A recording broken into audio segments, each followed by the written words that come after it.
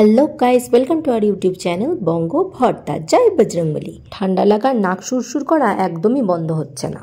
নাক খালি টেনেই যাচ্ছে আর ডলেই যাচ্ছি, শান্তি আর হচ্ছে না। খালি হাঁচছে আর খুসখুসানি কাশি হচ্ছে। হাঁচি দিয়ে নাকের শান্তি পেলে কি হবে? পেটের শান্তি তো আর পাচ্ছি না। পেটের সেলাই মনে হচ্ছে যেন ফুলে ফুলে উঠছে। আর যেহেতু আমার প্লাস্টিক সার্জারি করা আছে পেটে, হাঁচি দিলে যে কেমন হচ্ছে সেটা কাউকে বোঝাতে পারছি না। এদিকে পেটে যেখানে টিউমারটা অপারেশন হয়েছিল সেই পেট থেকে একদম কোমর থেকে পায়ের পর্যন্ত টনটন করে ব্যথা করছে। আসলে কি বলতো, সেই গেল বছর যে অপারেশন হয়েছে তারপরে আর ঠান্ডা লাগেনি, এই ফার্স্ট ঠান্ডাটা লাগলো। আর ডক্টর আমাকে বলেই দিয়েছিলেন যখনই হাঁচি কাশি আসবে পেটের ওই জায়গাটা ধরেই হাঁচি কাশি দেবে। বাট যতই ধরে দিই না কেন, এমনিতে বেল্ট পরা তো সবসময় থাকি, তাও পেটের ভেতরটা তো আর ধরতে পারবো না। যখনই হাঁচি দিই পুরো পেটটাই কেঁপে ওঠে। সিরিয়াসলি অপারেশনের যে কি কষ্ট, যার যার অপারেশন হয়েছে একমাত্র সেই বোঝে।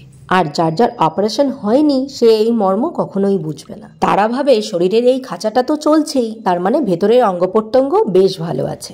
না না, তোমাকে বলিনি এই কথাটা। কিছু কিছু মানুষ আছে এই জিনিসটা নিয়ে খুব কালচার করে, তাদের উদ্দেশ্যে এটা বলা। নিজেকে এই ব্যাপারে খুব মাতব্বর ভাবে, কিন্তু আলটিমেটলি সে একজন আনকালচার পার্সন। যাই হোক, এবার ব্লগের কথায় আসি। কাল গোলা রুটি করার পর বলছিলাম না কিছুটা ব্যাটার রয়ে গেছে, সেই ব্যাটারটা দিয়েই এখন সকালে কটা গোলা রুটি ভাজলাম আর সবাই মিলে খেলাম। আজ দুপুরে হবে এঁচোড়, নিরামিষ এঁচোড়, পেঁয়াজ রসুনের এঁচোড়, খাসির মেটে চর্বি দিয়ে এঁচোড়, সব খাওয়া হয়ে গেছে। বাট এঁচোড় চিংড়িটা খাওয়া হয়নি, তাই ভাই সকালে উঠেই আগে এনে দিয়েছে চিংড়ি মাছ। আর ভাই চিংড়ির মালাইকারি ভালোবাসে বলে ওকে আগেই করে দিচ্ছে মিষ্টি মিষ্টি করে চিংড়ির মালাইকারি। বাট নারকেল নেই, সর্ষে দিয়েই করে দেবো শুধু। আমার চিংড়ির মালাইকারিটা বেশি ভালো খায়।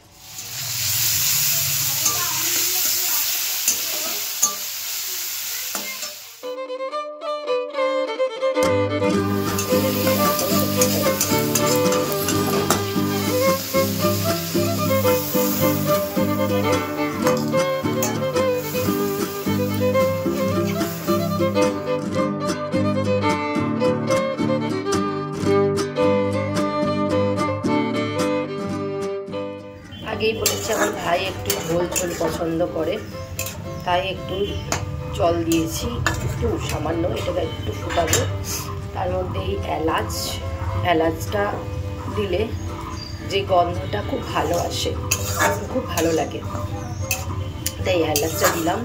আমার দেখো কথা বলতেও মানে কীরকম হচ্ছে, এত সবজিতে কি বলবো, সমানে ঢোক গিলে যাচ্ছে। সেটা হোক, একদম কমিয়ে দিয়েছি গ্যাস। ঠিক আছে, ভাইকে খেতে দিয়ে দিই, ভাই আবার যাবে কোর্টে।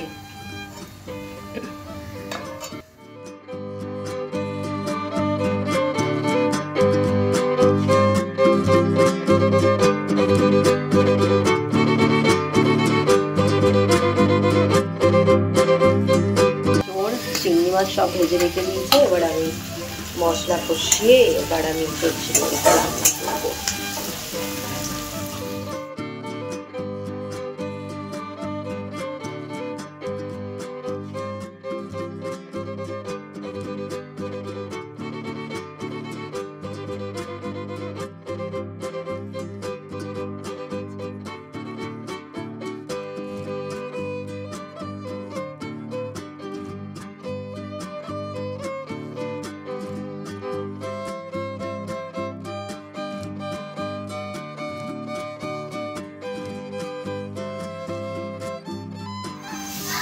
মশলা কষে গেছে, এবার এই চোরটা দিয়ে আলু, চোর, চিংড়ি সবই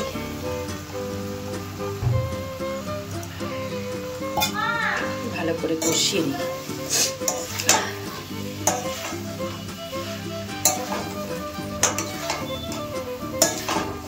জল দিয়ে দিয়েছি, এবার একটু নুন দিয়ে দেবো।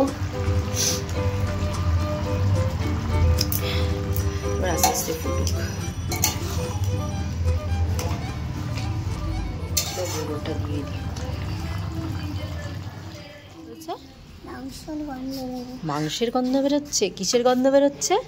মাংসের গন্ধ বেরোচ্ছে। মাংস তো কেউ আনেনি বাড়িতে, তুই কি করে গন্ধ পেলি? কেমন করে গন্ধ শুনতে হয়? আমি সব শুনতে পাই। কেমন করে গন্ধ শুনতে হয়? হ্যাঁ, ইঁচড় চিংড়ি, ইঁচড়ের গন্ধ বেরোচ্ছে, মাংসের গন্ধ বেরোচ্ছে। ব্যাস আমাদের ইঁচড় চিংড়ি রেডি।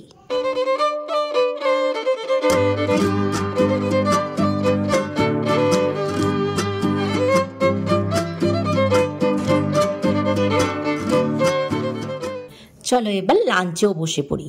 হ্যাঁ, ইঁচড় চিংড়ি আর চিংড়ির মালাইকারির সাথে ঘ্যান ঘ্যানানি লাউয়ের শুক্তোটাও আছে। ওই যে আগের এক ভিডিওতে বলেছিলাম না, আমাদের বাড়িতে ভালো কিছু রান্না হলে রুগীর ঝোলের মতন শুক্তা নামক পদটা দুপুরের মেনুতে থাকবেই থাকবে।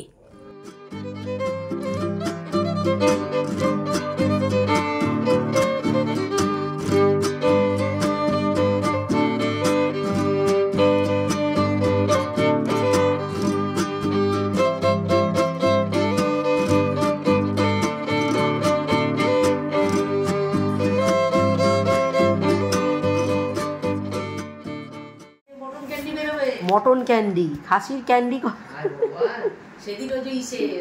কটন ক্যান্ডি না মটন ক্যান্ডি।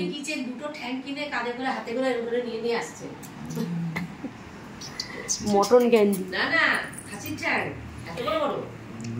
তো হয়তো।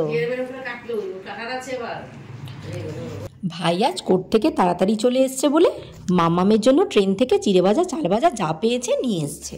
আর এদিকে মামাম প্রতিদিনই বিকেলে ঘুম থেকে উঠে কি খাবো করে। আর আজকে ভাই ঘুম থেকে তুলেই মামামকে বলছে, দেখ তোর জন্য একটা জিনিস এনেছি, এবার ম্যাজিক হবে।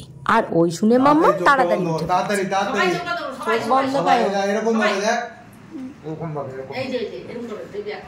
সবাই চোখ বন্ধ করো, সবাই চোখ বন্ধ করো, সবাই চোখ বন্ধ করে, সবাই চোখ বন্ধ করে, সবাই চোখ বন্ধ করে, সবাই চোখ বন্ধ করে, সবাই চোখ বন্ধ করে, সবাই চোখ বন্ধ, সবাই চোখ বন্ধ, সবাই চোখ বন্ধ, সবাই চোখ বন্ধ।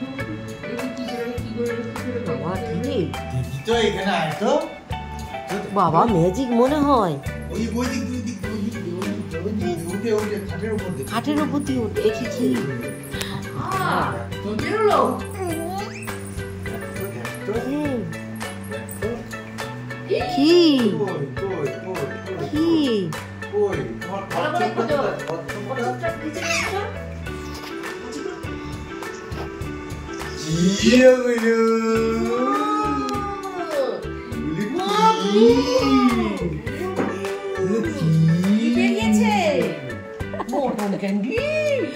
মটন ক্যান্ডি নাকি? এটা কে দিয়ে গেল?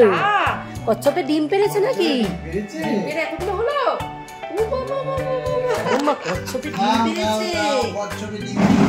ও চাল ভাজা কচ্ছপে ডিম পেরেছে, আর কি বাদাম ডিম পেরেছে, আর কি ওটা ডাল মুড়ি কি যেন, ডাল কি যেন ভুলে গেলাম, ওটা মুগ ডাল ডিম পেরেছে না? এগুলো কার গো? এগুলো কার?